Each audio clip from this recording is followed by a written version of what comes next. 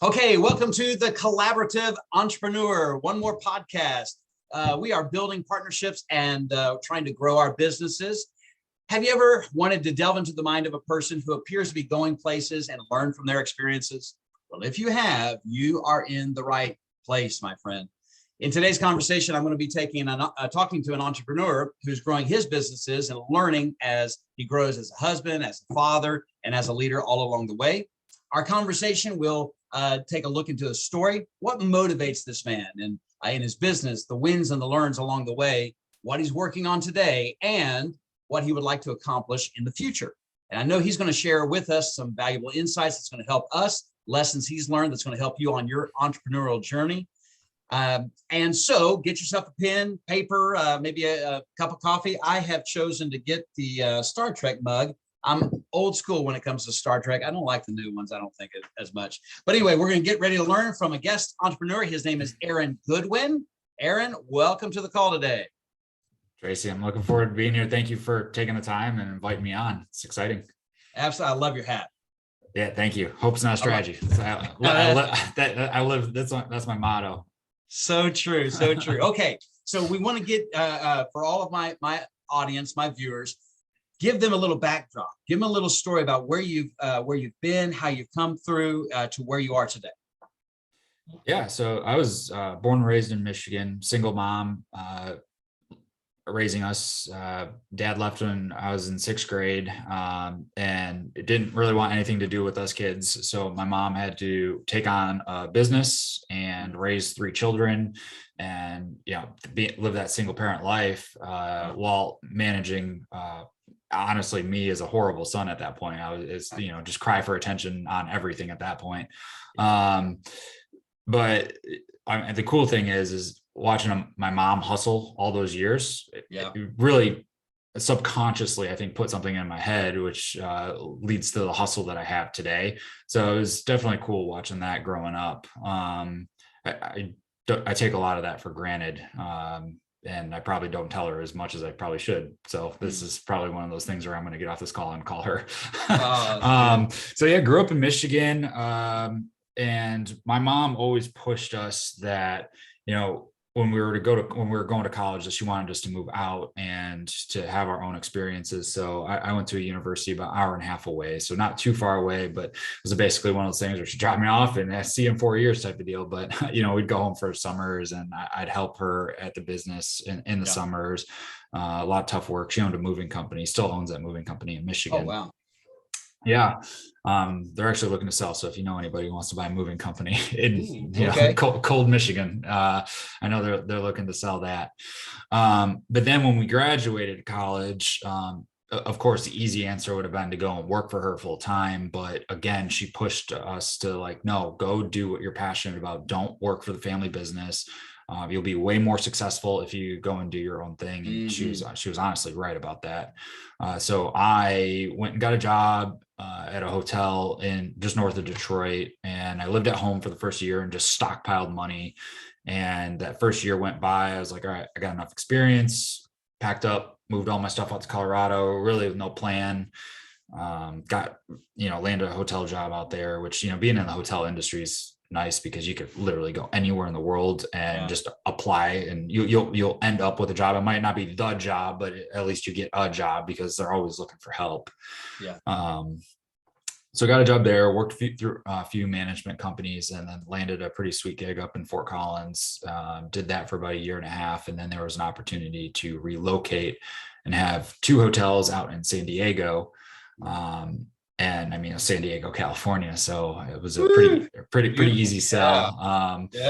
So I should rewind a little bit. While I was working at one of the hotels in Colorado, I met this girl, and this girl turned into my wife. When we moved to California, but it was a conversation that we had to have in Colorado, like, hey, do we want to pack up and move to California? And of course, she was like, yeah, let's go. Like, all right, cool. So as my girlfriend, her and I, we moved out to California together, got an apartment there together. She ended up getting a job she's in the hotel industry as well. So she ended up getting a job at a hotel down the street, and it worked out pretty good. Was there for about 3.5 years. And there's not much more opportunity for growth. I was pretty much capped there. So I started looking around at other companies, Phoenix area, and then found a pretty sweet gig in Indianapolis. Yeah, it's harder to sell a move from San Diego to Indy, especially with my wife growing up in Indy. But yeah, it was definitely a great salary opportunity. So, accepted a regional position where I was able to oversee 15 hotels, and definitely added a huge challenge, a lot of travel and stuff like that. So, but it did get me into an above property position. And since then I've promoted to vice president, now senior vice president. Wow. Congratulations. Yeah. Obviously tons of money that came with that. So that, that's always a perk, and, a lot of money in Indiana goes a very long way. So while money started coming in, we saved a lot of money. And at one point we had like $40,000 in the bank account. I'm like, we can't have this money just sitting in a bank account. Like this is cash crazy. Is trash. Is that what I'm like, this is crazy. We got to get rid of this money.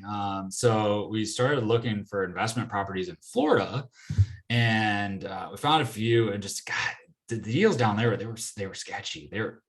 Everyone we were working with was like, I don't know. It was just not a good feeling. So finally I was like, screw this Florida thing. Like it's ideally where we want to be, but like we got to figure something else out. So we started looking up in the northern part of Indiana, right at the Lake Michigan. And I started running some analytics on Airbnbs up there. And these houses were making like 40, 50 upwards of $60,000 a year on Airbnb. And you're buying this $200,000 house. And I'm like, oh, that's pretty good cash flow. I mean, it equals, close to $12,000 cash flow a year, $1,000 a month. Woo. Like, all right. So took that 40 grand, bought a house, did some light renovations, threw some furniture in there, put it on Airbnb. We did all the work ourselves. And at that point, my wife found out she was pregnant. So we were commuting 2 hours north every weekend to renovate a house, 2 hours south every weekend. It took us about 6 months. I'm sure if I would have hired somebody to do it, it would have been done in 3. But I was like, nah, we're going to do all this ourselves. We're going to save money. I'm like, how much money did I miss out on because I didn't hire somebody? No doubt. That's a great lesson. That's a great lesson right there. Oh, huge. Because I learned that lesson. And now we hire, and I got a great contractor now who I basically hand him the keys at closing. Like, I'll sign the papers, get the keys, hand it to him, and then I see the house in 2.5 months. Like it was definitely a lesson learned. So fast forward, we're actually closing on our 7th deal tomorrow, or on Friday. Sorry, on Friday. Oh, wow. Yeah. And this one, I've learned from using our own money how to like basically scale the business to using none of our own money, using all investors' money at this point. And I basically just show up to sign paperwork and delegate out tasks to people. I might be working maybe 20 to 30 hours on an entire real estate deal. This next one is a pretty big cash out. Like we'll get close to $120,000 back on the deal plus $500. And that's not like a flex or anything, but that's like, that's the power of real estate and finding good deals. But again, it gogoes back to like taking the time to do the math and make sure it all works out. We've been able to kind of streamline I call it like a math process where I just look at just raw data of the numbers, and I have like a whole calculator that does it for us now. And like I said, we maybe put 30 hours of work into the entire deal. So 30 hours of work, $120,000 paycheck at the end. I don't know. It makes sense to me. Oh my goodness. I'm sitting here thinking like, oh my, this is monetized, right? So like, how to close your deal in 30 hours or less of your time or whatever. And you develop a process, gone through it 7 times come Friday. And what a great story. Yeah. No, it's exciting because you hear it all the time on TikTok with all these investors. Like, I do this with other people's money. It's like, no one ever tells you how. They'll give you some fundamentals, they'll teach you, but it's like, no, how do I get a private money investor to have the confidence to write me a check for $50,000 to go buy a house? How do I find a hard money lender that will take me seriously to buy a house? Now, those ones are a little bit easier. It's the private money though, that, you have to convince somebody that, hey, Tracy, you're going to write me a $50,000 check. And at the end of the Yeah. deal, I'm going to give you that $50,000 back plus interest. Yeah. I mean, a lot of people in America are very skeptical of that. So Yeah. it's tough conversations, and honestly, that was the thing I feared the most, but I just started having them and I'm like, oh shit, all right, this is easier than I thought. I've heard that so often that like those tough conversations that people avoid, actually, when you enter the danger and have that, like I think some people that I've coached before, they'll say, I just don't know how to have this. Well, what's the one thing you don't want to happen? Well, I don't want to da da da da da, right? Whatever that is. Mm-hmm. I'm like, okay, then you won't. Well, no. How do I know? How do you know I won't? Because it's already on your radar not to. Yeah, yeah. I mean, like I want to have this great conversation because I want to lead to this outcome. Then it will, because that's what you're driving towards. That's where you're focusing your energy. Yeah, I didn't realize how easy it was going to be, because I just started, and one of my courses, it's a 12-week course. And I didn't mention, so while I was doing all the deals, I'm like, I got to teach people how to do this as well, because that's the one thing. So I started a coaching business, and it's very, very new. We're only 3 clients big at this point, but we're only 3 weeks into it. So I was 1 client a week. That's not a bad. And after this call, I actually have another onboarding call. So that potentially fourth. But it is interesting, and in one of those courses I talk about, like, literally, and it's a hard thing to grasp because there's a lot of closed-minded people around us, is everybody you come in contact with now, you have to talk about money. It doesn't matter who it is, your neighbor. It doesn't matter if it's the mailman. It doesn't matter if it's your mom, your grandma, and your grandma's going to tell you you're crazy. Your mom's going to tell you you're crazy. But here's the thing. And my mom did. My mom said, like, you're going to stop wasting your money on this, stop spending money on this, stop. But now that we're bringing in cash flow plus on the cash out refinance, we get more money from the bank. So good. So basically debt that I can leverage towards another deal. I now have my parents, my mom, who was skeptical like a year ago, maybe even 6 months ago, saying, how do I get in on a deal? how do I, because they see what I'm paying other people. Yeah. And I tell my friends all the time, I'm like, I would rather pay you money than lenders. Yeah. Like, I'm fine with paying lenders 12%, whatever, but I'd rather pay you. And I'll pay you the exact same I pay the lenders. I'm okay with that. I'm okay for paying for money. Yeah. I'd rather my friends start making money off of me than lenders, which my lender, I'm nothing against my lender, Todd. He's awesome. I highly recommend him. Like, he's been a mentor / coach to me as well through this whole process. And I plan on doing all my deals with him, unless I get some big capital funding. But like, I don't know. You're gonna have a lot of people that tell you, "Oh, you're crazy. You're out of your mind. You're gonna waste money. You're losing money." Man, when you get I can't wait to get that big check and just post it on Instagram and be like, guys, it's not hard. It's like, so great. I don't mean for it to be a flex or anything, but it's easier than you think. Well, so, hey, by the way, guys, my audience, I'm learning so much about Aaron right now. We got to meet each other at an event where we were both being certified down in Miami, Florida. And that's where I got to get connected with him. Great guy. I loved his story. I loved his passion for being a good dad, for growing his business and so forth. But I'm learning a lot of new things about him today. So there's a lot of layers to the onion that we're peeling back. I was excited when you share with me, we're coming from the north. We're going to the furthest west that we can go. We're going to the Midwest. We're going back east, and like, just that travel, living in different cities is exciting. It sounds like to me. But of all the things, so like taking the 40K, like having the senior vice president for getting your first deal, now going to close on your 7th deal, getting this coaching business up. And by the way, congratulations on that. That's so awesome. I'm so excited about that opportunity. And by the way, I want to learn more about that. So I'm going to be following you. I'm going to be stalking you a little bit on that one. But then like, what would be your proudest achievement? The thing you're most proud of all the things you've accomplished so far in your life, what is your proudest achievement? I would probably say it's the, I'm going to use the word balance. I don't know if it's the right way, but the ability to still be a present father to my daughter, the ability to still be a husband to my wife, and the ability to, this year we'll probably do $500,000 in revenue for our business, plus manage 15 hotels and lead teams and inspire other leaders to become best version of themselves. And I still have to travel for that job. So it's not that I'm not home every night.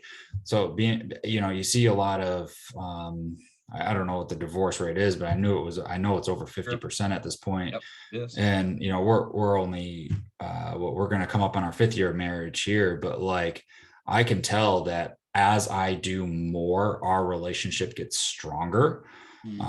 And my wife came with me to GrowthCon this past year, and that was like a very strong awakening for us of like watching Grant and Elena and their family.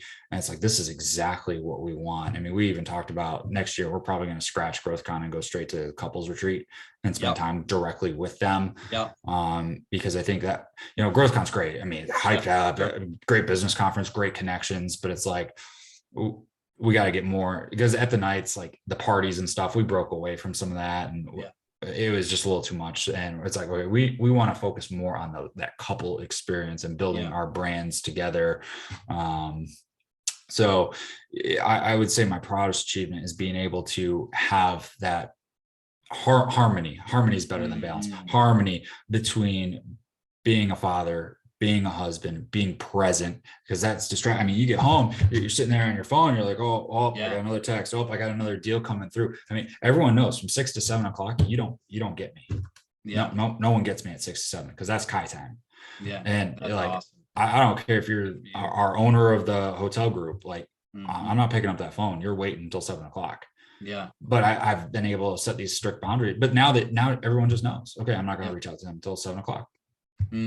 That's great. I love that. I heard one time, I think it was a book added value to me. It's just said you can build boundaries without erecting fences.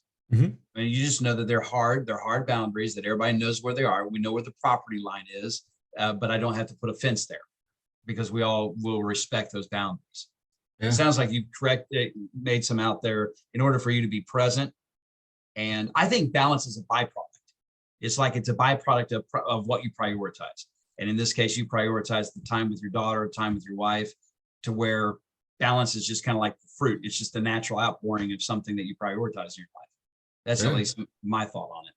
What about growing? Like, so how do you go about developing your stuff right now? A lot of it's, I would say e-learning. Obviously, going to GrowthCon, that's huge growth, because that puts you in rooms with like-minded individuals. Throwing myself into local networking events. I do a lot of real estate events here in Indianapolis.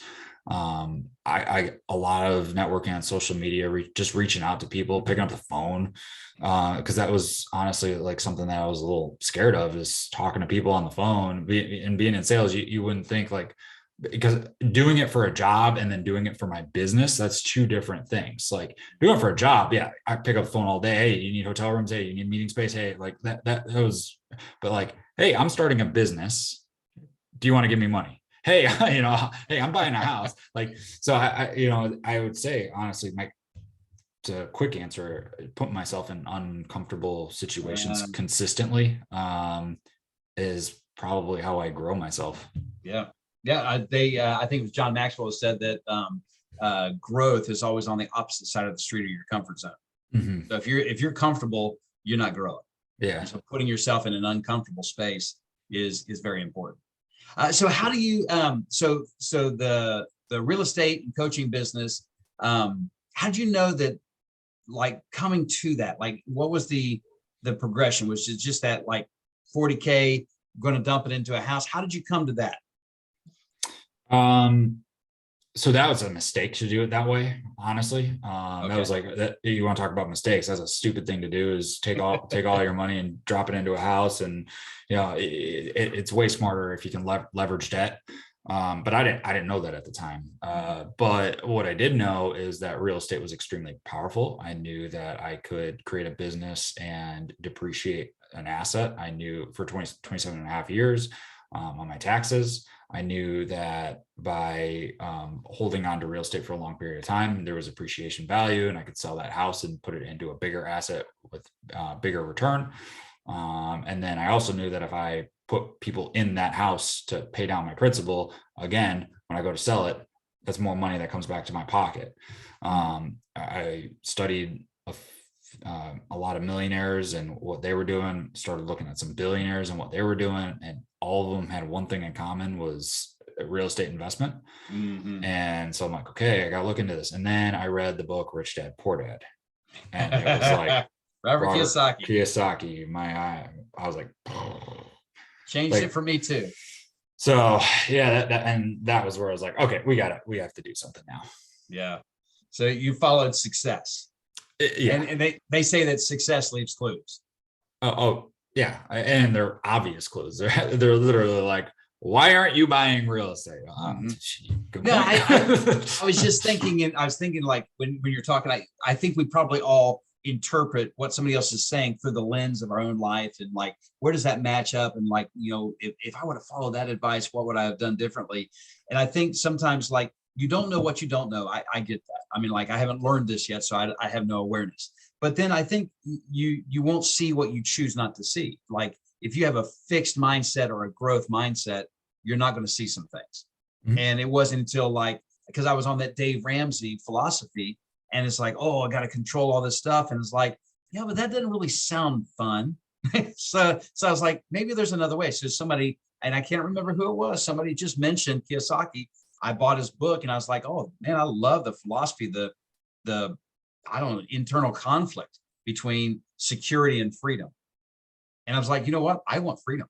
Hang security. So, because I'm more risk averse, but when I thought about freedom being out there, or I could be safe, play it safe, and then die owing money, I thought, no, that's not what I want to do. I want to charge forward. And so that's what awakened my awareness too. So I think you're talking about, like, those following the successes meant a lot in my journey as well. Yeah, Dave Ramsey, man, that guy, he just fires me up. I don't even get me started about him, man. That dude thinks you can save your way to wealth, and I doubt that dude doesn't have some real estate sitting somewhere. I would imagine he does. I would just think he does. I don't know. I don't like his now. I like his message for people that are irresponsible and not disciplined. Yeah. But like, train that discipline and become responsible, like, versus just save all your money, live poor, and don't have any debt. It's like, I don't know. I think within the next 3 years, I will probably have upward of $12 million in debt, but it'll also be probably $5 million in equity, which, times, I mean, here, I'll tell you real quick what I'm looking at. 12. This is going to be golden. Those that are watching this is awesome. This is exactly what the wealthy do, at least the wealthy minded. He talked about $12 million in debt with $5 million in equity over time. Next 3 years. Okay. So how I plan to do $5.5 million in equity. This is how I plan to do it. This year, I'm going to buy 12 houses. Next year, I'm going to buy 24 houses. Or 24 doors. So it could be duplexes or quads, or some apartments, right? Doors. And then 48 doors in year 3. My average cash flow right now is about $400 to $500 per door. I broke that down to 300 just to be conservative. Yeah. That's going to cash flow me on those houses. Yeah. Every month, $25,000. Wow. Times you hear 12, that, guys? That's huge. I hope you're listening. 302.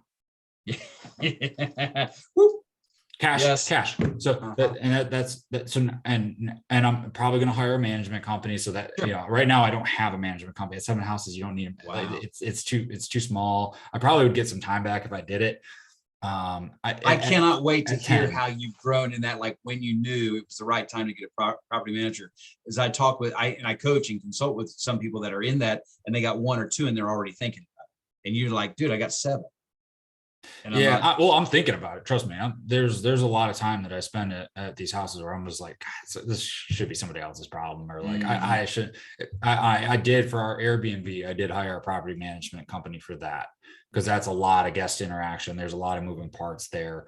But I put some non-negotiables in our contract, like my cleaner stays, my landscaper stays. And they were like, no, we can't do that. I'm like, well, then you're not the management company. Like, so because I built up a good team that I can just trust. And I just, when they were like, oh no, we use our people. I'm like, well, I'm not going to use your people. You're going to use my people. And if you can't use my people, then I'm not going to pay you the 20%. Like, wow. That's great. I can't wait to hear more about that. Okay. So there's a lot of moving parts of your life, bringing balance, knowing where the boundaries are when you come home. What about having that feeling of overwhelm, or if you ever feel stuck, what do you do then? Well, like last night was a perfect example of that. We were looking at buying another house. So closing on one this Friday, but putting another one under contracts, this week. And I mean, we're sitting there with high runs of credit. Like that's how we run these deals. You get them on credit, and I have to figure out a whole nother line of equity to pull to get that deal down, just so I don't have to use any of like our actual money. And I'm sitting there just writing down every dollar that I have out there, every dollar that I've had committed from a private money lender or a private money fund. My hard money lender will give me money whenever I want, like, because they evaluate the deal. And if the deal flows, they're like, let's go. And last night I'm just sitting there, I'm like stressed out. I have one house that had a complete flood that happened in it from a tenant. So, that is under construction. I have a house that a contractor stole $40,000 from us that I'm needing to flip, and where I would have made. My heart's racing right now. Like not every deal is a good deal, because and this falls on me, a lack of accountability on a contractor for too long. And a house that I was about to make $80,000 on, I'm looking at breaking even. Wow. And that stresses me out. And so there's a lot on it. And even like today, I was on the phone with a lender, and he's like, you got to dump that property. I'm like, I know, I get it. Going on the market on Friday, like, trust me, I know. But when it all comes down to it, how I get over all that is I just have a conversation with my wife about it, about like, this is where we're at. I am extremely uncomfortable.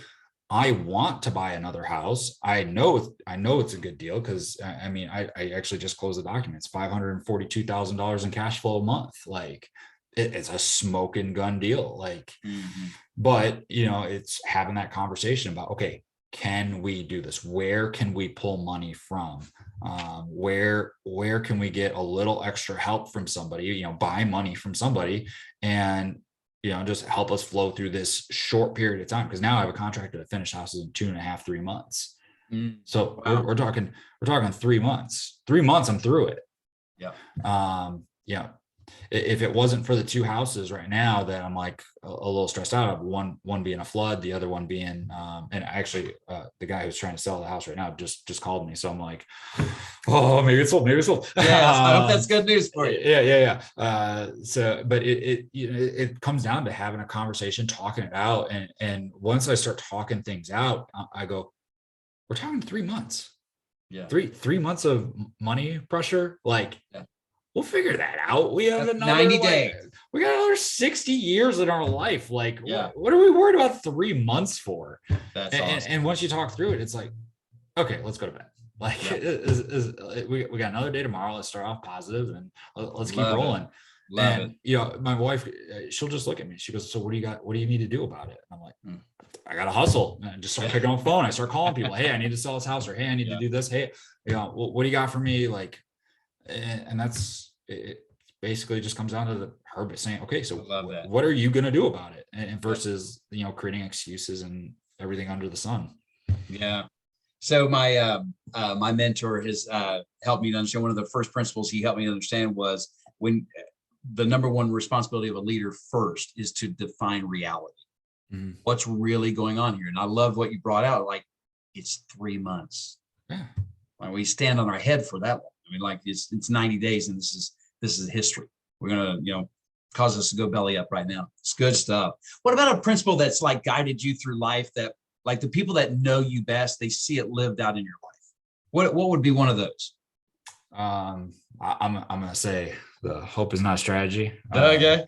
People are afraid to use that word around me now, because they know hope so. Yeah, they know I'm gonna come at them. It's like, hey, you can hope all you want, but if there's no action behind it, we're going nowhere. Yeah. So yeah, it's the whole taking action consistently, not relying on hope or a prayer or something like that. No, it's okay. What can I do? What is every energy that I can put forward to keep this ball rolling in the right direction? Yeah.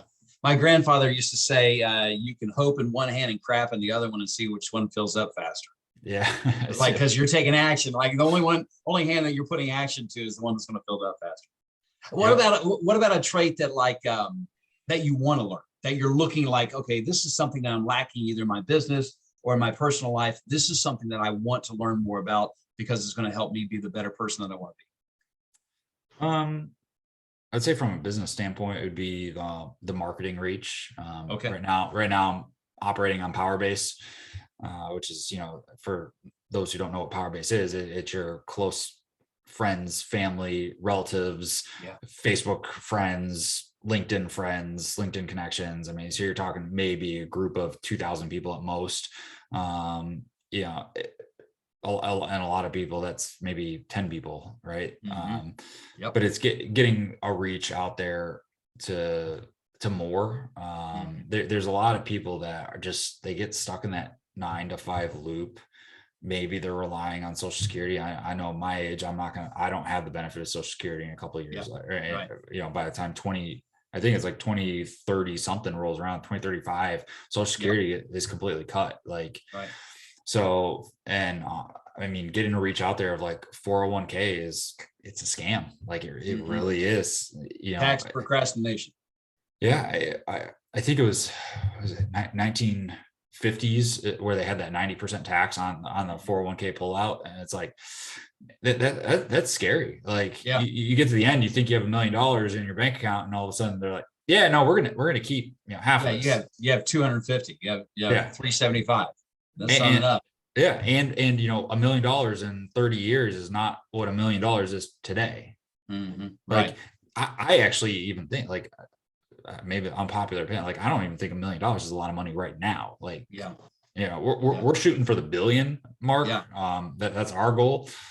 So like me, $1 million, it's not that much money. And like, I mean, because like $1 million, like there's some people that'll make $1 million in their 25, 30 years of income. They'll make $1 million, but like $1 million is not a lot of money, especially when that's the target for some people on an annual basis. They'd like to make $1 million every year. If they got, like what you said, 25, 30 more years, that's 30 million. What are they going to need at that time to retire, quote unquote, retire on? I don't know what retirement, that's a great other question for another time. I'm sure I'd love to hear your thoughts on what retirement looks like for you, but I'm going to work at the Lowe's Pro Desk. That's a simple answer.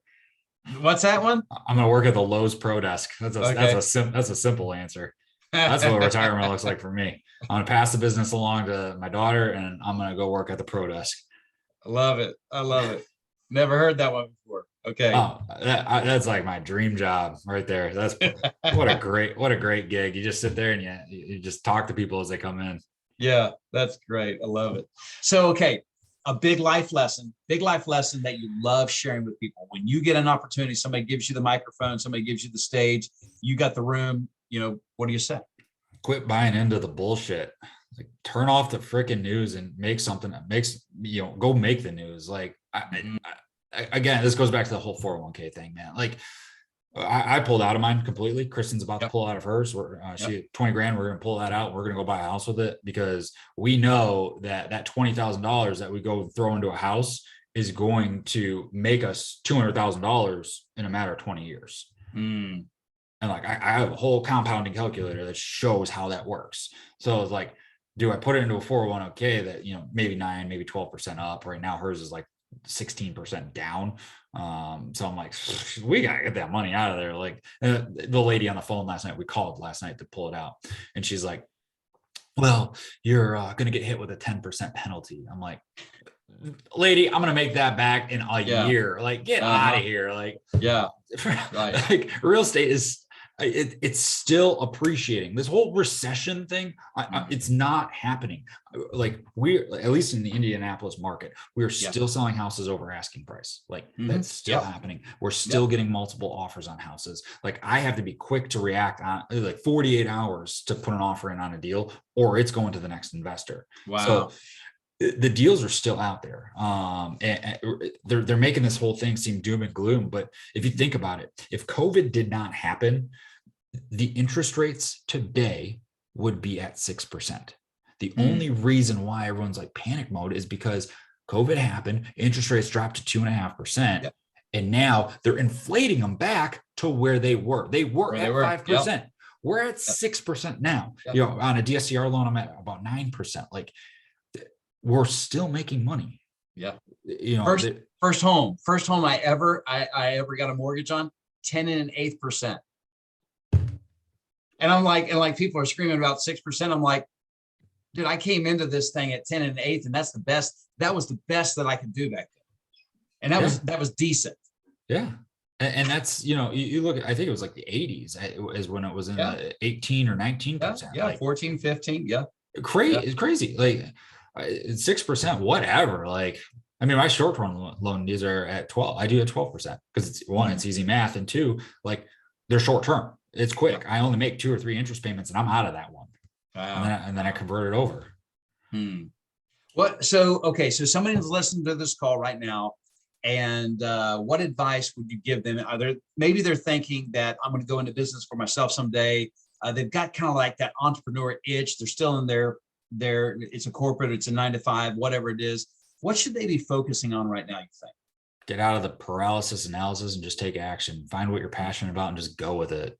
I mean, make yourself money. I mean, that's the one thing that, you know, I love my company. I love working for my company. Don't get me wrong, but like, I also see how much money my company's making. I'm like, well, why can't I do this for myself? Yeah. And if you think about hotels, it's real estate, right? So I'm gonna do it in the single family and the multifamily space. Like, it's the same thing. You get a little cash flow dribble on the side right now, and you know, as that builds up and as that compounds, I showed you $25,000 a month, $300,000 a year to literally not do anything other than pay a property manager. Like, I don't know. It sounds like a deal to me. Yeah. Oh, I love it. Where can people find you to either on social media or reach out to you for your 12-week course to become another client? How can they find you? Yeah, at Modern Legacy Dad. That's on Instagram and TikTok. Those are my 2 big channels. LinkedIn. I'm not very active on LinkedIn, but one post a day. But Aaron Goodwin on LinkedIn as well. Those are great spots. And then if you're just on email, aaron@yourmodernlegacy.com. Your Modern Legacy. Okay. Yeah, just creating people's legacies. Love it. I love it. Thank you so much, Aaron, for joining me on the call today. I appreciate that so much. Thanks for the invite. This is great. I really appreciate it. I love getting to hear your story and getting to peel back some of the layers of the onion. And there's a lot of depth. You've got a lot of depth to you. I appreciate that. I mean, it was a great opportunity to share my story. And I mean, if I can be of any help to any of your listeners, like have them just reach out. I really do want to help people realize that real estate investment is not hard. It's not hard to get into. It's very easy to leverage other people's money. And it's the best way to set yourself up for success. And, you know, you asked for another piece of advice. Like, so we have our daughter, right? I could buy a house right now, hold on to it for 18 years, sell that house, pull $200,000 out of the profits, 18 years, right? And now pay for her entire college. Wow. Or you can put it into a 529 and hope that the market does what it needs to do. And also hope that there's no additional regulations that the government throws on it over the next 18 years. Yeah. Wow. I don't know. Yeah. When you go to sell a house, make $200,000, you can pay, by that time, it's probably only half college. Okay. So I bought 2 houses over a course of 18 years. Now I can pay for her entire college and not have to worry about it. Like, I don't know, that to me, that makes more sense. I love it. I know I'm personally going to be connected with Aaron in the future for sure. I want to thank everybody viewing this call today and following me at TMC Coaching. You can learn more about me and what I do at tmccoaching.org. If you want to connect with me for more information on what I do, or get connected, if you missed out on anything that Aaron mentioned as far as how you can connect with him, you can reach out to me at tracy@tmccoaching.org. And until next time, y'all, surround yourself with great people who can elevate your thinking and inspire you to dig deep and do more. We'll talk to you next time.